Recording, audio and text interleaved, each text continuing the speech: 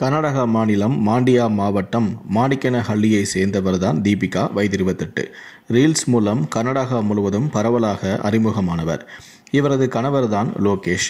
இவர்களுக்கு ஒரு மகனும் உள்ளார். மேலக்கோட்டில் உள்ள ஒரு தனியார் பள்ளியில் ஆசிரியராக தீபிகா பணியாற்றி வருகிறார். கடந்த 20ஆம் தேதி பள்ளிக்கு 2 வீலரில் சென்ற தீபிகா அதன் பின்னர் வீடு திரும்பவில்லை. இது குறித்து காவல் நிலையத்தில் லோகேஷ் புகாரும் செய்தார். இந்நிலையில்தான் அந்த புகார் குறித்து போலீசார் வழக்கு பதிவு செய்து தீபிகாவை தேடி வந்தனர். இந்த நிலையில் காணாமல் போன தீபிகாவின் வாகனம் மேலக்கோட்டில் உள்ள யோக நரசிம்ம சுவாமி கோவில் அமைந்துள்ள மலை அடிவாரத்தில் நிற்பதை பொதுமக்கள் போலீசாருக்கு தகவல் தெரிவித்துள்ளனர். அந்த வண்டி எண்ணை வைத்து அது காணாமல் போன தீபிகாவுடையது என்பது தெரிய வந்தது. உடனடியாக அவரது குடும்பத்தாருக்கும் தகவல் கொடுத்தனர். இதையடுத்து தீபிகாவை தேடும் பணியும் தொடர்ந்தது. இந்த நிலையில்தான் மலையில் கொலை செய்யப்பட்டு புதைக்கப்பட்டு தீபிகாவின் உடலை போலீசார் மீட்டனர்.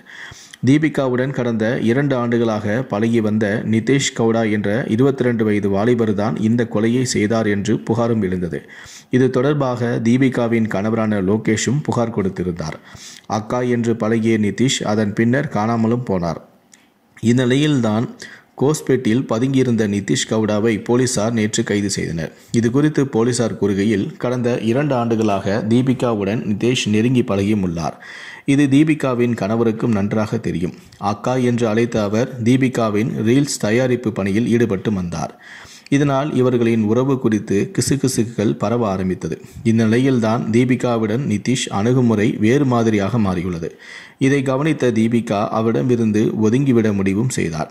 அதனால் முன்பு போல நிதிஷிடம் பேசிக்கொள்ளவும் இல்லை. தீபிகா மீது அதீத ஈர்ப்பில் இருந்த நிதிஷுக்கு இது கடும் கோபத்தை ஏற்படுத்தியுள்ளது.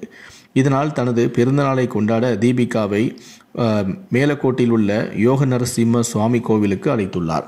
அங்கு சென்ற தீபிகாவிடம் தன்னை பிரிந்து செல்ல வேண்டாம் எனவும் நிதிஷ் கூறியுள்ளார். இதனால் அவர்களுக்குள் சண்டையும் ஏற்பட்டுள்ளது. அப்போது தீபிகாவின் சுடிதார் சாலை எடுத்து அவருடைய கழுத்தை நெரித்து தினேஷ் கொலையும் செய்துள்ளார். அதன் பின்னர் தீபிகாவின் உடலை இழுத்து வந்து மலை அடிவாரத்தில் புதைத்தும் உள்ளார். இந்நிலையில்தான் அவர்கள் சண்டையிட்ட வீடியோவை சுற்றுலா பயணிகள் எடுத்து போலீசாருக்கு அனுப்பியுள்ளனர். இதன் அடிப்படையில் விசாரணையில் கொலை செய்தது நிதேஷ் ஒப்புக்கொண்டார் என்று போலீசார் தரப்பிலிருந்தும் கூறியுள்ளனர். அக்கா என்று பழகியவரே கழுத்தை நெரித்து கொலை செய்து புதைத்த இந்த சம்பவமானது மாண்டியாவில் தற்போது பெரும் பரபரப்பை ஏற்படுத்தியுள்ளது.